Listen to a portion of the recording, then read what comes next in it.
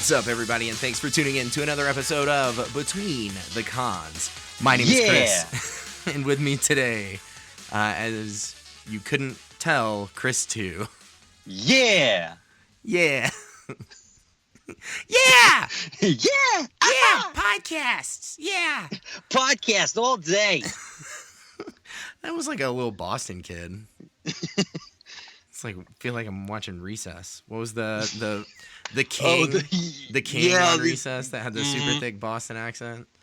Well, as we know from the Oscars, if you want to get an award, you have to have just some tortured Boston guy. So right, yeah. we're trying to get some recognition on the podcast. Have some Boston. We're just gonna get some Boston up in the air. Boston. Yeah. Anyways, I'm not gonna do that for the rest of the podcast. Please don't. Yeah, please do not do that. Big shout outs. Pineapple. Big shout outs to everybody that's hit us up on the internet this week. Everybody that has chatted with us on Facebook, Twitter, Instagram, whatever your social media poison is. Thanks for hanging out with us there. And then also everybody that's left a review on the iTunes store or a rating on the iTunes store. Appreciate that. If you haven't done that yet, we'd really appreciate it if you did. It's a pretty strong currency in the podcast community. Yes. It goes a long way for us, which helps us go a long way for you. It sounded creepier than I wanted it to. But anyways, we've got a fun-filled episode of Pineapple for you today. Got a lot of stuff hitting the headlines. So we're going to jump right into it right now. We're going to have a pineapple situation. What should I do? Pineapple.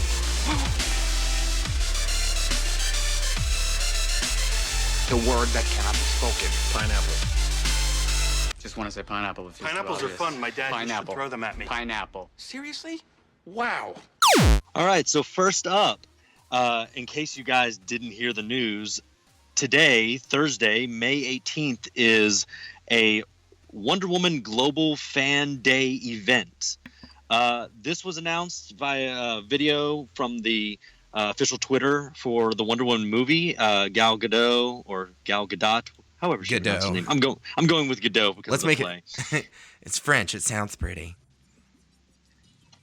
So, Gal Gadot and Chris Pine today said that today, May 18th, is a global fan event for the fans of the Wonder Woman movie. And for this event, Gadot and Pine are holding live Q&As throughout the day. And Gal Gadot also teased that there may be a few surprises in store. Yay, surprises.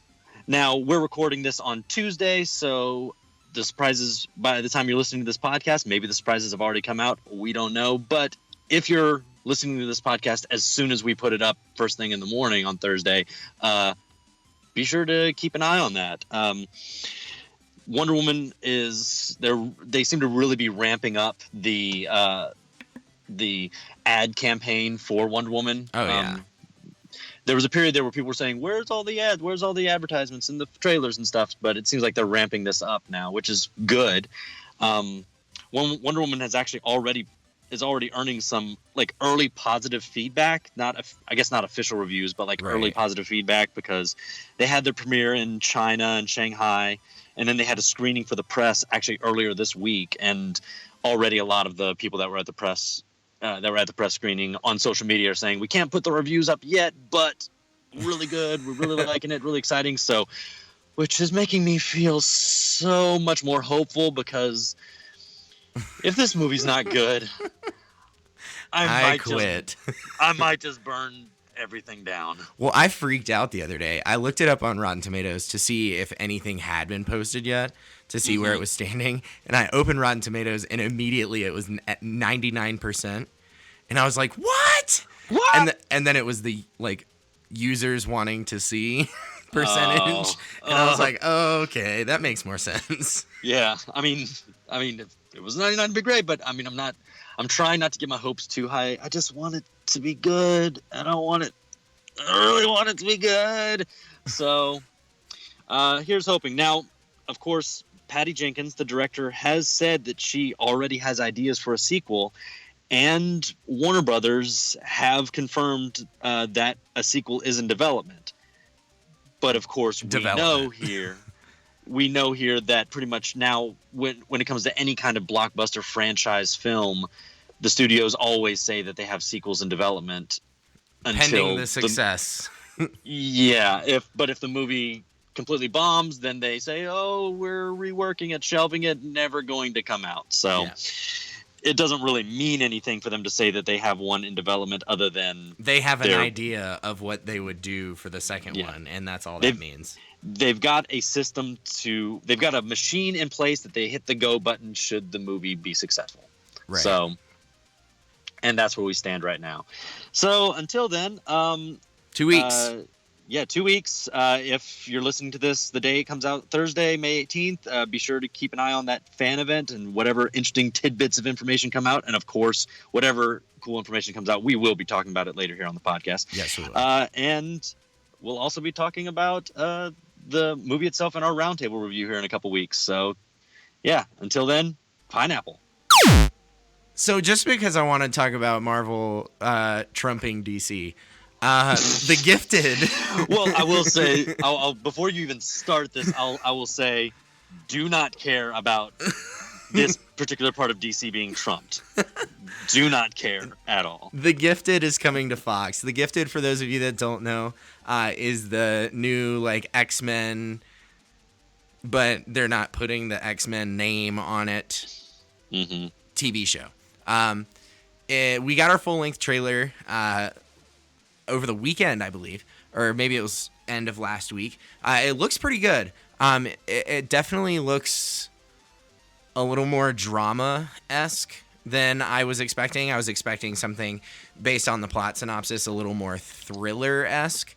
Yeah. But it might just be the trailer. I mean, it's kind of hard to capture a thriller in a trailer without making it seem like a horror. So it might just be that. Unfortunately, though, Bryan Singer's name is plastered all over the trailer. Twice. And that's good, right? Twice. Good, right? It appears in a 30-second trailer. I don't understand. We're excited about that, right? No, we are not. And my hopes are not high with this show. I'm going to watch it. I'm excited to watch it. But at the same time, Bryan Singer has screwed up so much of the X-Men that I cannot get 100% behind it. But The Gifted, for those of you that don't know and are just wondering what I'm talking about, really quick plot synopsis. It's an action-adventure family drama from Marvel that tells the story of a suburban couple whose ordinary lives are rocked by the sudden discovery that their child possesses mutant powers. Forced to go on the run from a hostile government, the family joins up with an underground network of mutants and must fight to survive. So it definitely has kind of the thriller-esque, forced to go on the run from a hostile government kind of thing. Yeah. But it does say it's an action-adventure family drama, so maybe it is going to be more drama than thriller, which makes me kind of sad. But it's set to premiere this fall, coming to Fox. And trigger alert, it's taking over Gotham's spot on Mondays, pushing the DC show to Thursday nights. That's fine. Here's the thing, though. Gotham is screwing up on a ton of levels as far as making the show even slightly similar to any canon that we have. But and it's not. But it's enjoyable. It's really fun. Okay, I mean, I'm glad you're enjoying it. Season one was not a great time. Season one's awful. Season one was not a great time. I came back and tried watching more. There's still a lot of stuff quibbles I have. I mean, it's not a terrible show. It's just as a I guess as a DC fan and a Batman fan, I kind of feel like it's tough for sure. Yeah, it's not what I want out of it. And also, I mean, I don't know. There are other good things to watch on TV, and right. So I just didn't keep up with it. So yeah, the CW is doing a lot better than Fox. It's safe to say. Man, I'm loving Flash. But But yeah, I thought that was really interesting that Fox lands a Marvel show and it immediately pushes DC to a different night. Well, I mean, Marvel's had some great TV stuff too. I just finished Legion the other day. Yeah, you did. Oh.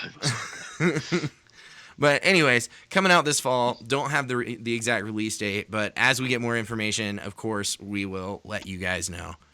Pineapple. So there was this film that came out in 2012. You guys might have seen it. You might have missed it. Dredd. It was so good. Based on the Judge Dredd comics. So good. It was fantastic. It was so good. Carl Urban just nailed it perfectly. Everything about that movie was just so amazing. And unfortunately for fans, we aren't getting a sequel to this very underrated film. And it didn't do well at the box office at all. But I don't think it was pushed. I don't think it was advertised very well. And I mean, it's a very, very it's a weird niche comic. Well, and a lot of people immediately thought the Sylvester Stallone dumpster fire. Yeah. But all is not lost.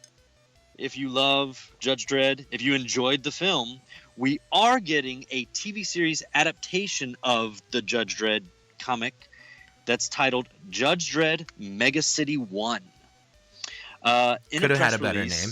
Yeah, not the best name. Not the best name. A little kind wordy. of sounds like it could be like, I don't know, a video game title for SNES. My or Little something. Pony. Mega City 1. But in a press release from I Am Global Television, they announced that the series would be developed after the post-apocalyptic dystopian super metropolis depicted in the comic books. The new series is said to be an ensemble that follows a group of judges as they maintain their ironclad grip as judge, jury, and executioners in the face of rising violence. So, the Judge Dredd comic. Right. In case you didn't know what that was. But what's interesting about this is that with this, we have the series is being produced by Mark Stern, who worked on Battlestar Galactica, the new series, which I really loved. Stuart Ford, who worked on Hacksaw Ridge, and then alongside Jason and Chris Kingsley, who produced the Dredd movie, which instantly I see their names like, oh, that's cool that they're wanting to continue that. And actually, the Kingsleys, in a joint statement, said, quote, "We're very excited to be beginning the journey to get more of Judge Dredd's Mega City 1 on the television screen. Thanks to the legions of fans who have kept up pressure on social media and a lot of background work and enthusiasm, we aim to make a big budget production that will satisfy both our vast comic audience and the even greater general screen watching public." So we don't have much information about this so far. Along with the press release, they released a poster. Jump in. Yeah. So this is from what I've read, this is expected to come out on a streaming service. Right. Which means it's going to happen all in one production go, whatever that's called. Which means there is a strong likelihood, if the numbers are right, that Carl Urban will be coming back as Judge Dredd. Because he has said he wants a series to go to a streaming service and that he would be on board to do it should schedules work out. I know that I Am Global is shopping it to streaming services first in order to get Carl Urban back. Yeah. And also, even after the movie in 2012, he said, if there's another one, I'm in it. Mm-hmm. So, could happen. I mean, I wouldn't be mad. Yeah, exactly. Like, none of that is confirmed. That is just speculation and absolutely. All positive speculation. Vibes coming from the star himself. So, if they can make it work, it sounds like he'd be down to make it work. So please make it work. We can only cross our fingers and hope, because also if it went to a streaming service, you don't have to worry about the rating system. Yes. And that was like probably the best part about the 2012 movie is it was brutal. Unapologetically straightforward. And that's how the comic is. I mean, the comic is very, very mature for violence and things.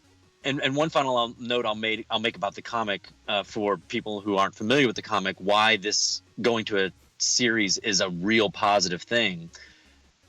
As good as the movie is, it's really hard to fit the scope of the Dredd comics into a 2-hour movie. The comics have been running for like 40 years now, very much in kind of a real-time way of just like a week-to-week procedural, in many ways a crime procedural. And right. And character, and his character has evolved, and they've had overarching arcs with certain characters in the series. So in many ways, a series actually works for it so much better. Oh, for sure. Yeah. Which, here's hoping that the stars align and everything works out. They can get Carl Urban, and they don't make CSI. Yeah, please. but otherwise, we are here for it. And until we know more, pineapple. Stranger Things season 2. Woo! Coming out on Halloween. We know this. I just have one quick little pineapple here. But I got really excited about it. So David Harbour, who plays Sheriff Hopper, yes. Mm-hmm. He had an interview with Deadline recently, and he said something that really got me excited about the show. He's talking about season 1, and he's like, season 1 we made vanilla, and with season 2 you can't just make vanilla again. You have to make strawberry. Not everybody's gonna like strawberry, but you have to take what you had and make it better. And I thought that was really great. I loved season 1. I thought it took a long time to develop. For me personally, it took a couple episodes to reel me in. Not because the suspense wasn't there, because it was very suspenseful. I just didn't understand why I was in suspense. Sure. But season 2, David Harbour said, we're going to take a lot of risks. I think people are going to be pissed off by things. I think they're going to be elated and excited about things. I love that. I love, like, that's it. That's the quote that I got really excited about. Like, I'm really excited to see this show where, personally, I felt like they kind of held back a lot, especially on the sci-fi horror genre. And to hear one of the main characters say, we're going to take a lot of risks in season 2. And it's probably going to piss a lot of people off, and it's going to excite a lot of other people. That leads me to believe, especially after seeing the trailer and hearing some things that the other members of the cast have said, I feel like it's going to be like super messed up and like really jumping into the sci-fi horror genre full force. And that is really exciting to me, because I feel like it has such I don't want to call it family friendly. But it was definitely more accessible the first season. There you go. I think season 2 is still going to be accessible. I think it's going to open the door to the sci-fi genre for a lot of people that would not usually watch that kind of stuff. And they've got the fan base now. They've got the people that are going to come back and watch it, so they can now try things that they wouldn't have been able to do the first go around. So. Yeah, so I think it's going to be kind of like, we've talked about it 1,000 times, but like the reason we have this podcast, like to introduce other people to the things that we like that they might not know they like. Like, I feel like that's what Stranger Things season 2 is going to be, and I'm really excited about it. That's really all I had to say. But like I said, October 31st, Halloween 2017, coming to Netflix. Sorry, kids, no trick-or-treating. Pineapple. I'm just going to be sitting on my couch eating my candy. Watching Stranger Things. Like an adult. All right, so we've actually already mentioned this point on the podcast before, but there's been new stuff about it. We talked about Logan and how much we loved Logan. Word. And just how all the good stuff that was Logan. Yup. And then we talked about how because of all the response, and also because Logan was such a different movie tonally from so many other, really all other movies in the superhero genre, that 20th Century Fox and have agreed to release a black and white version of Logan. Because they're so excited that they finally made a good X-Men movie. Yeah, like, oh, it's like, let's release it again. Let's release it again, but black and white. That'll be cool. And well, now 20th Century Fox has released the first trailer for this iteration of the film, and it's been dubbed Logan Noir.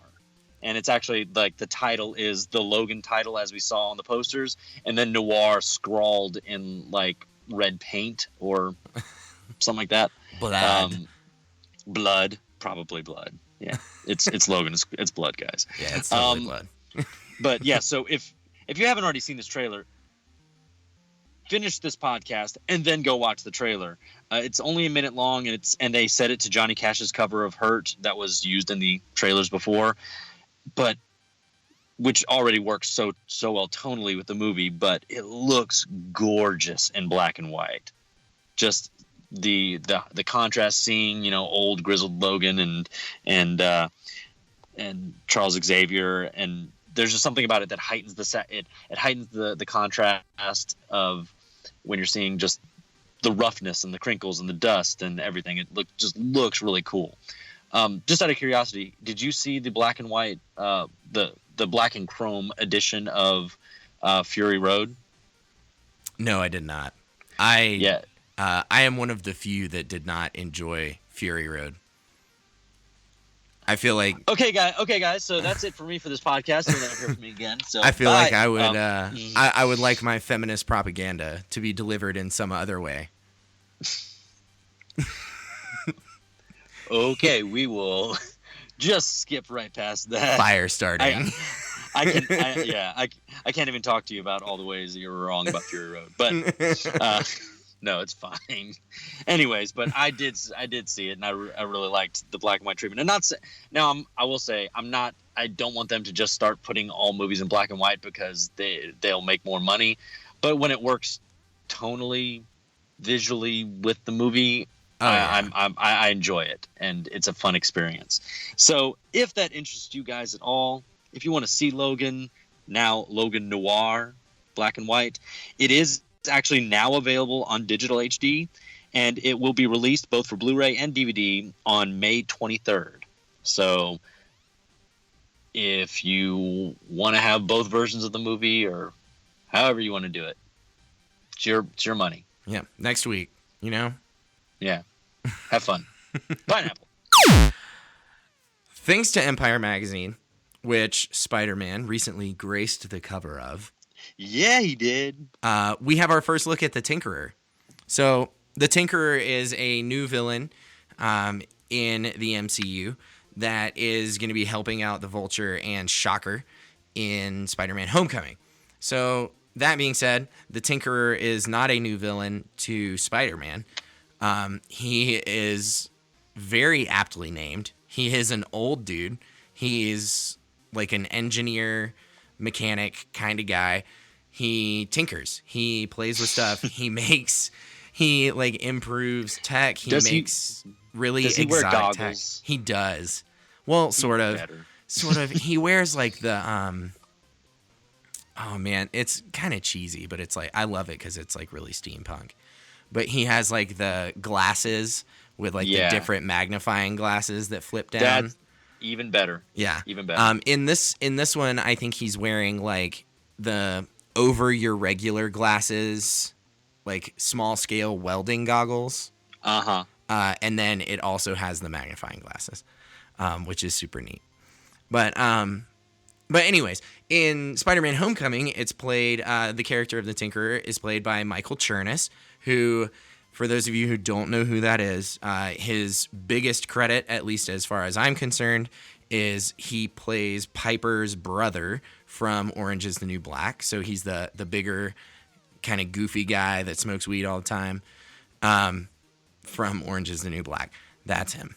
But anyways, we got a little bit about his character. The Tinkerer the Vulture and the Tinkerer start stealing more exotic tech, including some Stark stuff, and they retrofit it and sell it on the black market. So it kind of makes me think, like, is that how the Vulture gets his costume? Is stealing some exotic tech, and then the Tinkerer plays with it, retrofits it, and then gives it to the Vulture so they can steal bigger and better tech to retrofit and sell on the black market.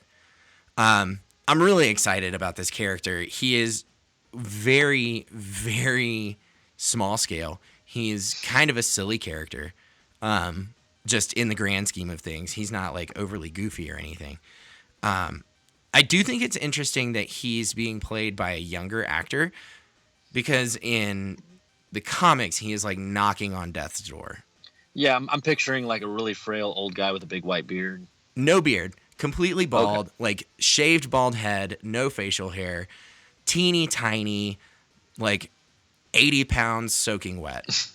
And then Michael Chernus, for those of you familiar with Orange is the New Black, big fella, big guy. But they did give him his classic cardigan, which is cool, given kind of a callback to the comics, which is neat.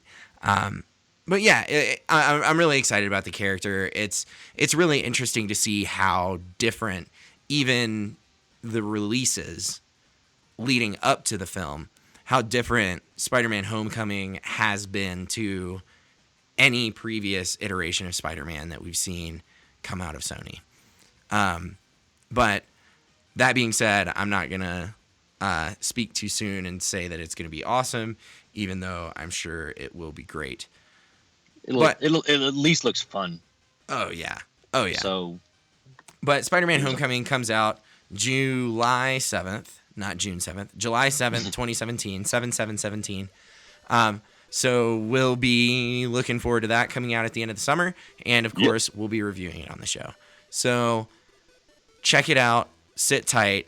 It'll be here soon. Pineapple.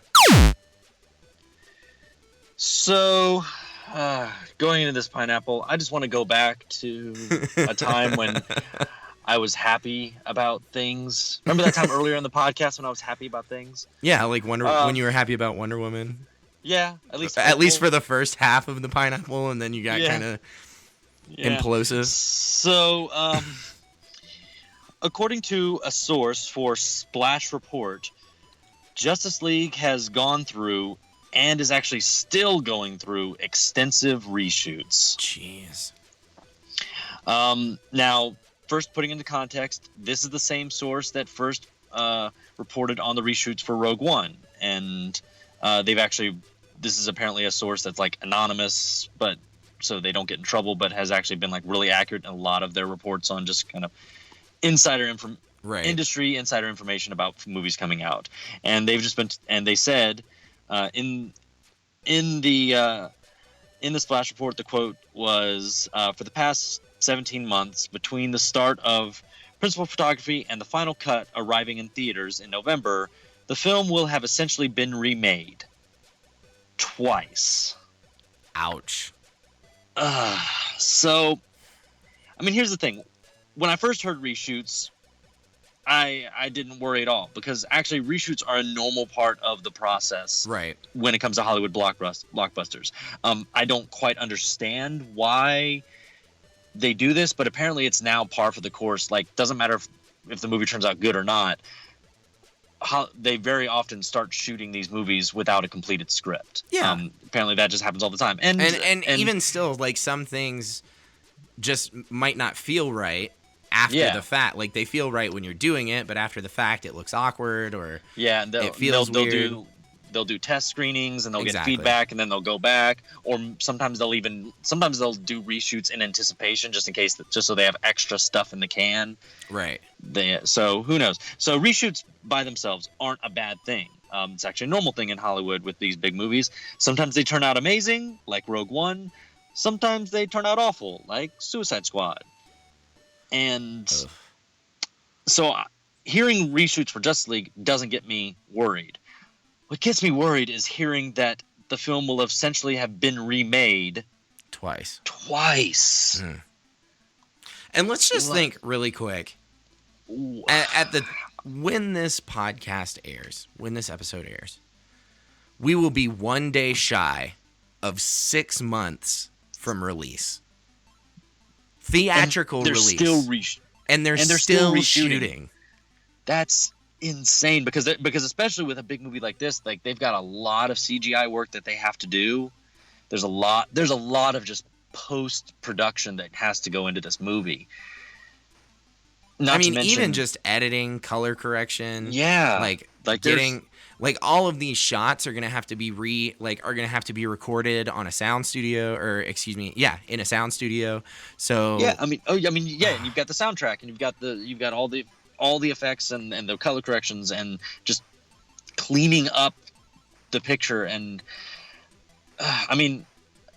it's their job to do it, and I'm sure they'll get it done. But when I hear that has been it has to be remade twice, it makes me feel like they didn't know what they were doing the first time around, or the second time around.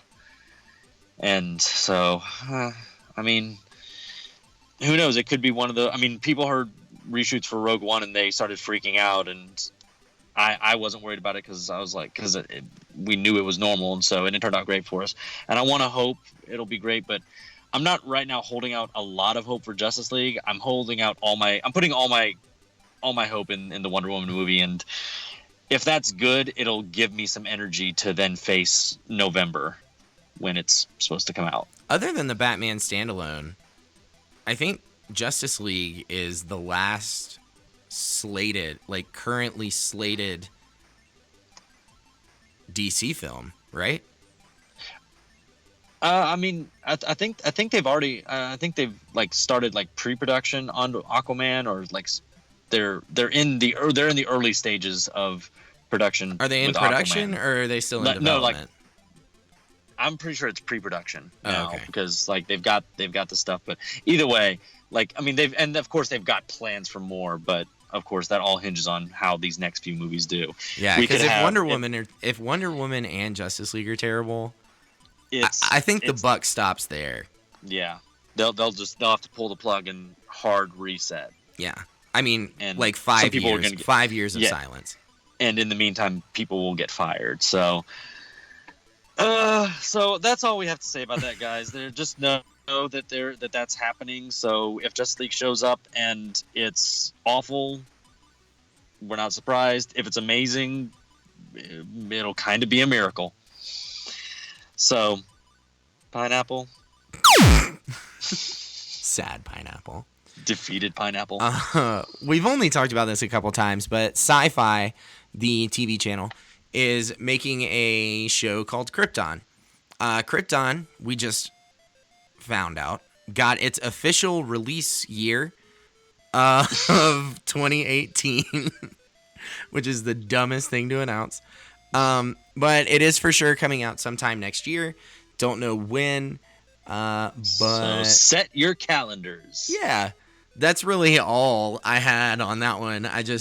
I'm so used to weighing down on Marvel that I feel like on your episodes I have to talk DC at least a couple times. And I already bashed DC once, so yeah. And you bashed a DC show I don't care about anymore. Right. I will say this is another one that when it was first announced, I thought it was kind of weird. A prequel to Superman with that's not actually Superman. It's his grandfather. It's not even his father. It's his grandfather. But it's not even officially confirmed that it is a prequel to Man of Steel. The only thing that makes me think that it is the visuals of it. Mm-hmm. There's a lot of stuff in the trailer that got briefly released or sort of released or whatever. Sure. Looked like the tech and the aesthetic looked like Man of Steel's aesthetics when we saw Krypton at the beginning. That's the only thing that made me think that it might be. And and it's in who knows? the plot synopsis too. So that might be kind of teasing it. But for those of you that don't know anything about this, haven't heard us talk about it yet, the plot synopsis is set 2 generations before the destruction of the legendary Man of Steel's home planet. Krypton follows Superman's grandfather, played by Cameron Cuff, whose House of El was ostracized and shamed as he fights to redeem his family's honor and save his beloved world from chaos.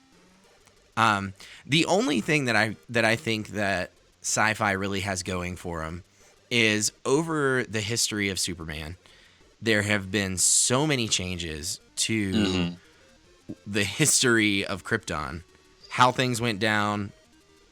I mean, in the end, Krypton blows up. Like that doesn't change.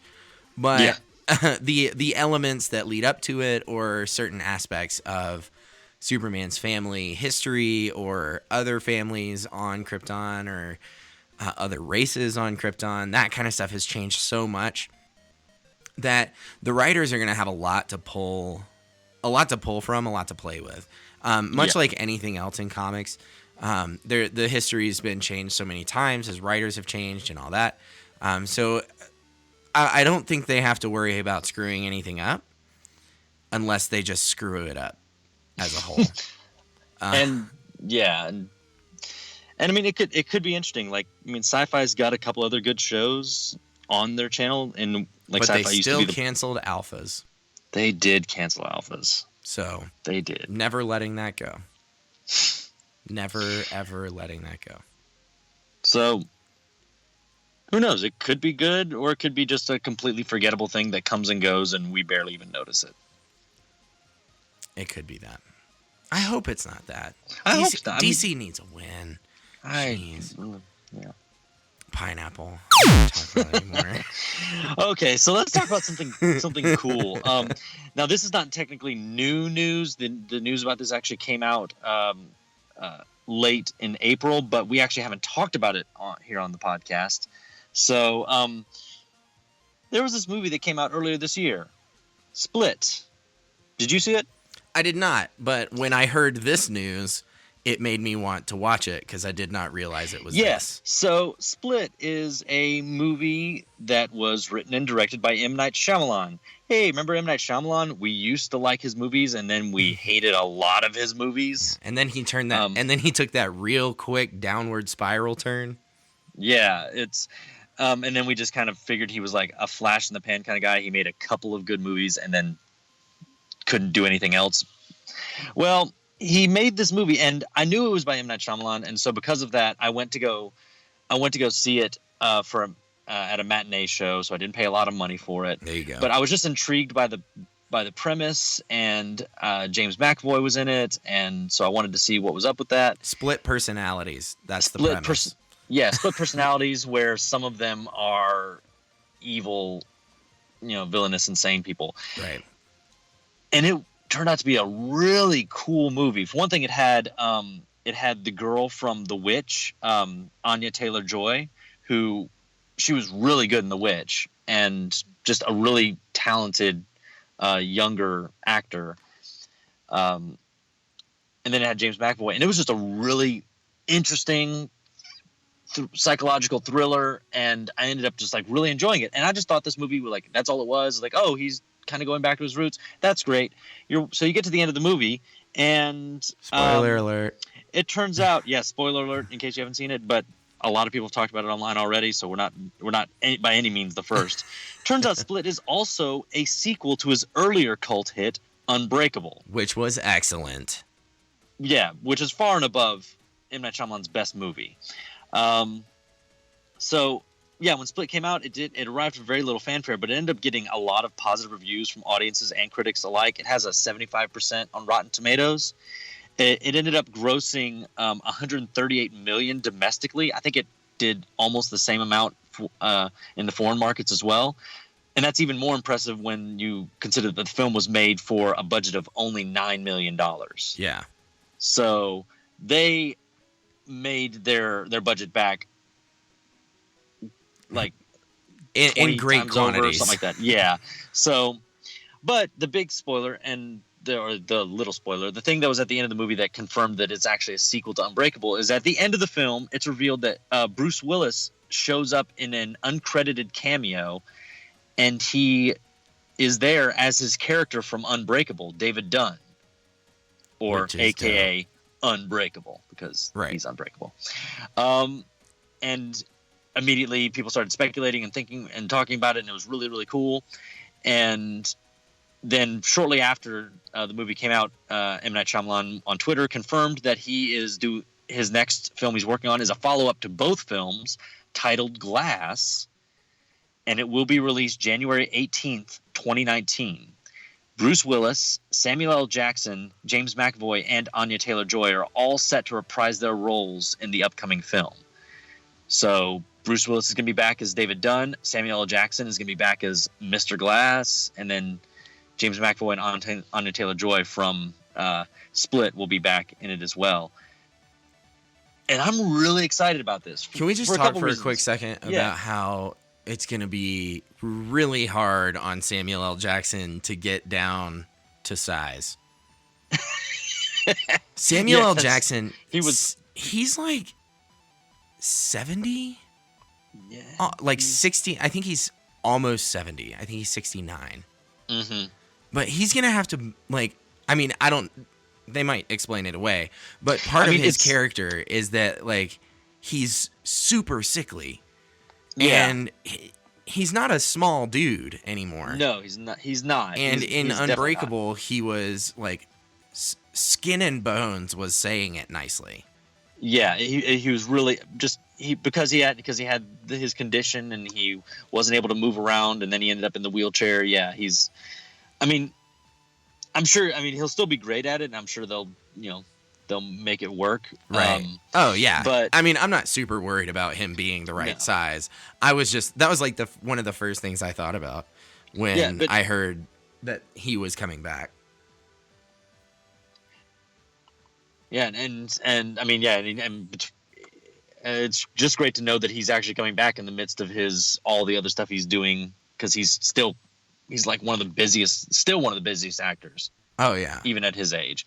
But he's coming back, and that's really exciting. I mean, again, Unbreakable was the best movie M. Night Shyamalan made, and it was also kind of his little take on the superhero genre in his own little way, and then it's really interesting. And then what's great is, again, it's kind of stinks that now most people who haven't seen the movie now know that it's connected to Unbreakable, because just watching it, I was just enjoying Split for the psychological thriller that it was, and then it's in retrospect that you see how it could fit with Unbreakable, and just imagining how he could weave those two together. So all I'll leave with is that I'm really excited, and I hope that M. Night Shyamalan at least has one more good one left in him. Fingers crossed. Because then we could have our little Unbreakable trilogy, and that would be cool. But it makes sense that he's going back to the thing that ended up having having the most critical acclaim. So, yeah, Pineapple. To end things today, a little bit of clarification on Inhumans. So we know that Inhumans is coming out. It's going to be hitting the IMAX on September 1st, and it's going to be hitting television on September 26th, after it's had a little bit of time to get some viewership in theaters, which is cool. A lot of people were wondering when it's actually going to be airing, because Agents of S.H.I.E.L.D. also airs on Friday nights. So nobody really knew how that was going to work. But Inhumans is going to be airing on Friday nights at 9 o'clock, which is not a great time slot, but okay. No.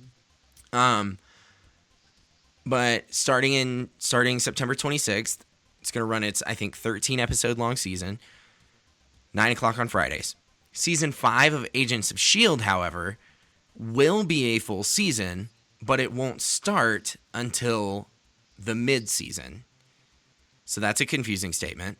What that means is it's uncertain if it's going to start immediately following Inhumans. So like maybe a week off. So like 2 weeks after Inhumans ends, or if it's going to be starting in January, which is the typical mid-season relaunch for television shows. Right.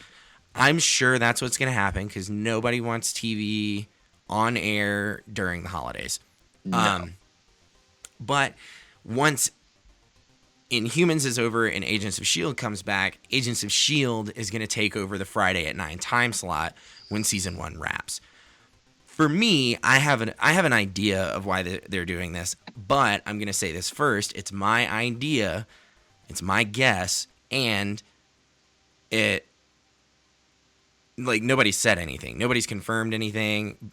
A lot of people are thinking that they're holding back. For me, I think the opposite of that. Instead of having 2 Marvel shows on air at the same time, Inhumans is going to be a 13-episode season. I have a feeling they're going to be the hour-long episodes. They're kind of going for a little bit of a Game of Thrones kind of feel. So I'm thinking it's going to have that same kind of weight. It's going to be that same like heavy style drama.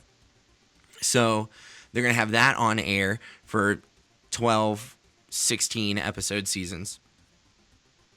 Immediately after mid-season, they're going to launch Agents of S.H.I.E.L.D. So Inhumans ends right before your mid-season break would. After mid-season break, you come back on Agents of S.H.I.E.L.D. Agents of S.H.I.E.L.D. runs January to September because it has a 24-episode season length. 22, 24-episode season length. And then right after Agents of S.H.I.E.L.D. is done, Inhumans starts back up. So instead of having 2 on air at the same time and then a handful of months with no Marvel TV, they're going to have Marvel TV year-round. I think that's my guess. That's what which isn't a bad plan. Right. Right. There's already so much TV out there. If you tried to overload it with 2 of your shows, you're just kind of cutting into your own. You're cutting into your own demographic. Oh, for sure. And I think it's smart because like it keeps them out of having the crossover kind of thing that CW has, so they don't have to worry about getting compared to DC or being accused of stealing concept from DC or anything like that. I think it's cool. I think it's a really cool thing. A lot of people think that they're holding back. I think they're just playing smart, and they're going to air 2 Marvel shows year-round back-to-back instead of airing 2 of them at the same time with a couple months between either of them being on the air. I think it's smart, but we'll see how it actually turns out. We'll see if it's any good. But like I said, IMAX for Inhumans September 1st hits the TV airwaves on September 26th, so make sure you don't miss it.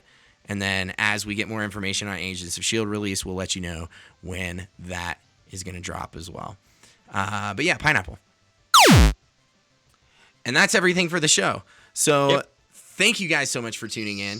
If you're interested in sponsoring the show, Patreon, Satchel, Amazon, those are the 3 ways to do it. Check any of those out by going to BetweenTheCons/Patreon, Satchel, or Amazon, whichever one you choose.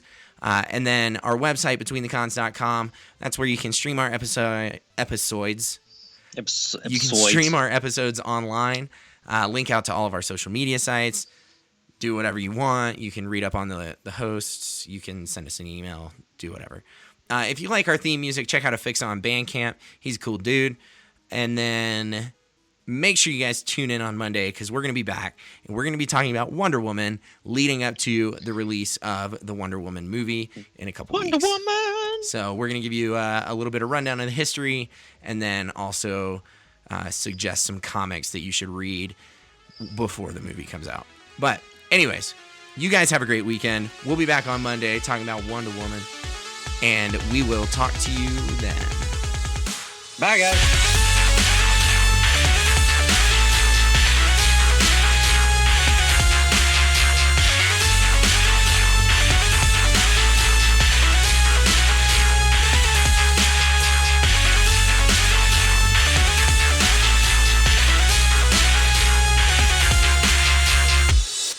was not aware of how much Wonder Woman you had consumed.